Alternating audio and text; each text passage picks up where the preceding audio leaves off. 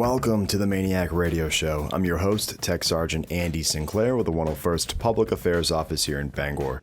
This is episode 22, and yes, it has been a while since our last podcast. Not because we don't like doing them, but because we've been extremely busy here in the PA office. But we're back with a vengeance. Just kidding, we don't take vengeances here. I'm not sure if that's a word or not. Vengeances. I'll probably hear about that later if it's not. But we are back, and no, we do not have a vengeance. Because we're all about peace, love, and rock and roll here on this show. Minus the rock and roll. We have no funding for rock and roll. But we have plenty of love. Love for refueling, love for the uniform, and love for those drill weekends when the dining facility serves pizza. I think it's safe to say we all have love for those days. We do have a lot to cover in this episode, including a fresh new MAINEiac fact and an interview with someone who's going to talk to us about the recent water and survival training that our aviators went through. So that'll be pretty cool stuff. I have some information about the upcoming drill weekend, which I'm sure you are all on the edge of your seats for. But before we jump into any of that good stuff, let's check out your MAINEiac headlines. The 101st Air Refueling Wing recently hosted a boss lift. Local employers were invited out for a welcoming breakfast, a meet and greet with wing leadership, a base tour, and even got a chance to fly in a KC-135 Stratotanker to witness a mid-air refueling. Michael Splain is an ESGR volunteer, and he tells us why these events are important. It's incredibly exciting. Everybody here, as you can tell, is very, very excited. Just seeing the pictures and hearing the feedback from people that have been up in a KC-135 and seeing how it works, and then being able to actually physically experience that for themselves is nothing short of amazing. The employers got a unique chance to see what a day in the life of a MAINEiac is all about. Through high ops tempos, TDYs, and deployments, the Maine Air National Guard can't thank civilian employers enough for their profounding support over the years.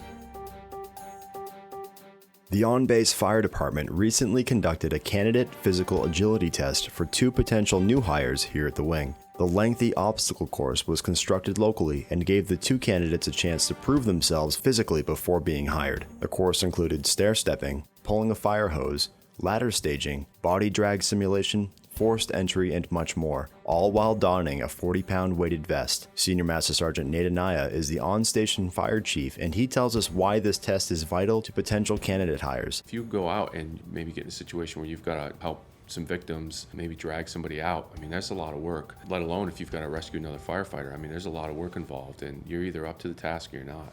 So it's a good chance to do that in a training environment where it's safe. I think at the end of the day, people walk away with a sense of where they're at physically, and that's what I like about it. Aside from the 2 candidates who tested, various members from around the wing ran the course as well, resulting in a new appreciation for the level of physical fitness that's required for our first responders. And that's it for your MAINEiac news, keeping you in the know.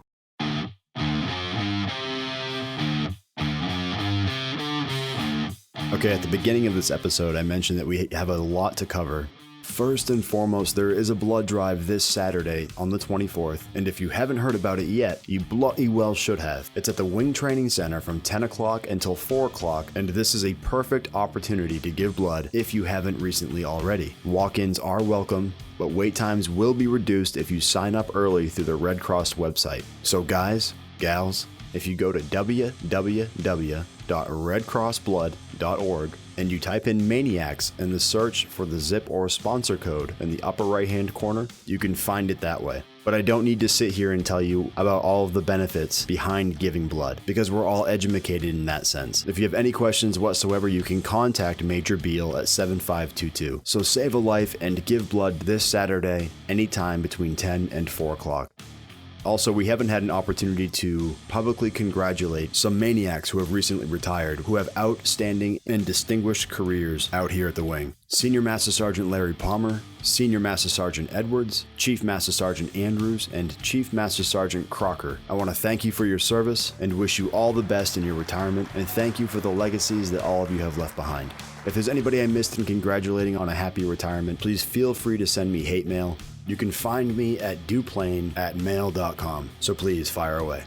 Also, if you are as good at bullet writing as I am, which I'm here to tell you is nothing to speak of, But you can change that. July 25th and July 26th, there will be a bullet riding course available to you here at the wing. So NCOs, supervisors, senior NCOs, pretty much anybody who's responsible for bullet riding can attend this class. I think I'm going to sign up for it. This is a great opportunity for everybody. But that's it. That's all I've got for now. I hope that wasn't too much information. So basically, to sum up, give blood, congrats to our recent MAINEiac retirees, and let's learn how to write some bullets. Oh, and one last thing. Tracy Sousa, who as you all know does amazing work for us here at the wing, has coordinated a massage therapist to do free massages for our service members in uniform. If you're feeling stressed out, you can call Tracy and maybe she can work something out with this massage therapist. I mean, come on, it's a free massage. Together you can work it out. But anyway, Senior Master Sergeant Rogerson from Aircrew Life Support has just walked in and he's here to talk to us about the water and survival training that our aviators recently went through. So let's go ahead and bring him in.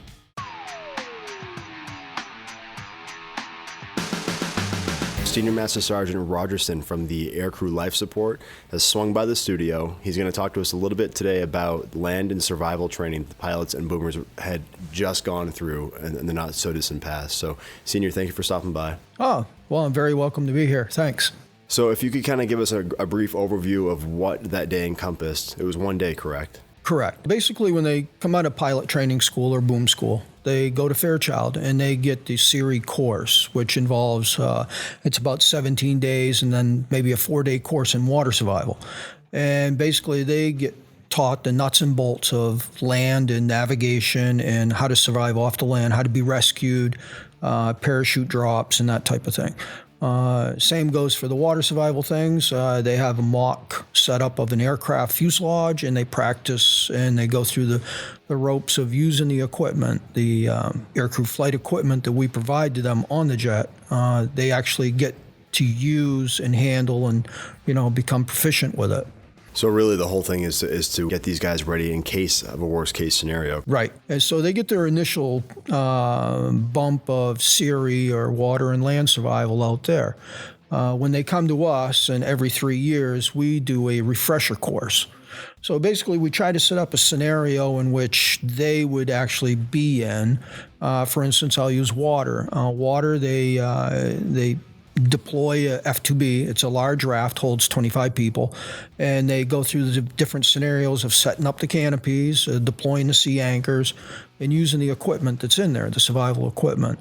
So they get a real hands-on, wet experience of using that, and it's a refresher course. Same goes for land.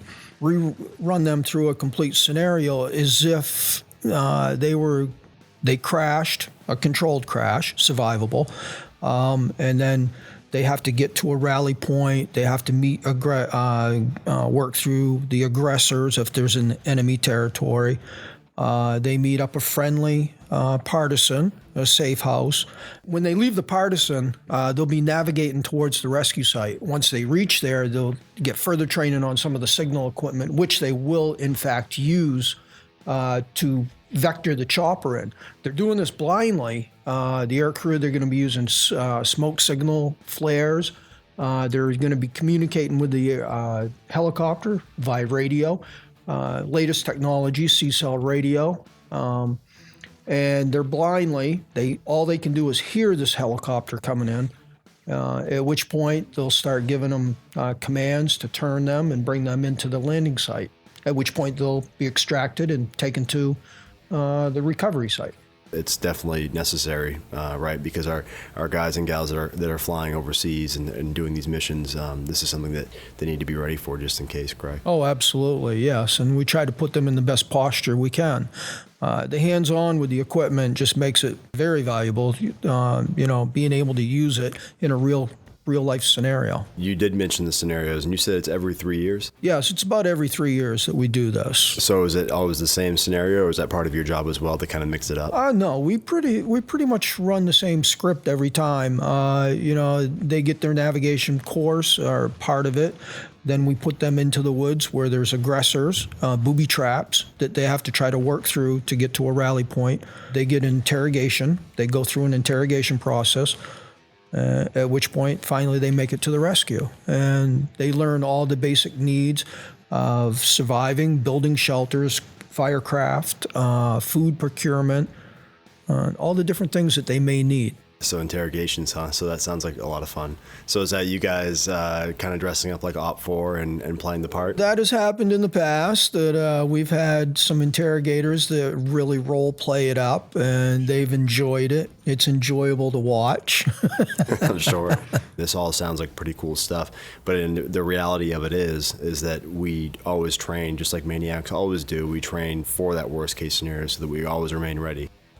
Well, Senior, thanks a lot. Thank you for all the information. Is there anything else you wanted to add? No, I really don't have anything else. Thank you for having me, though. Been an experience. Yeah, I appreciate it. And thank you again. Thank you for coming down and explaining all that. Again, Senior, thanks a lot. Yes, thank you.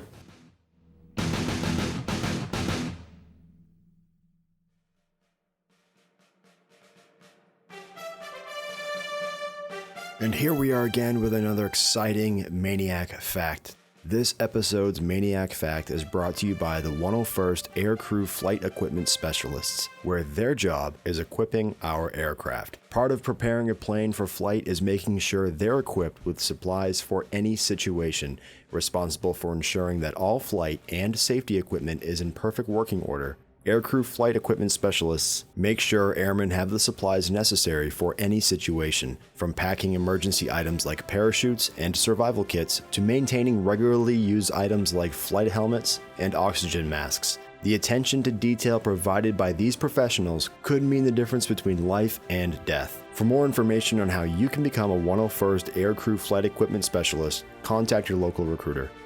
And here's your MAINEiac fact. As most of you may know, before we were an Air National Guard base, we were Dow Air Force Base. And as most of you could probably put together, Dow Air Force Base was named after a gentleman with the last name of Dow. Go figure, right?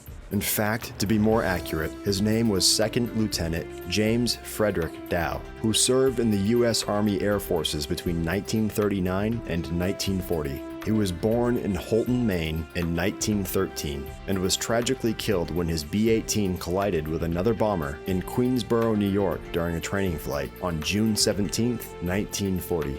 He was only 27 years old. In 1942, the former Godfrey Field, located here in Bangor, Maine, was renamed Dow Field in his honor. It later became Dow Air Force Base from 1947 until 1968. So there you go, a little bit of history on the gentleman who Dow Air Force Base was named after. A true MAINEiac and a stunning piece of history.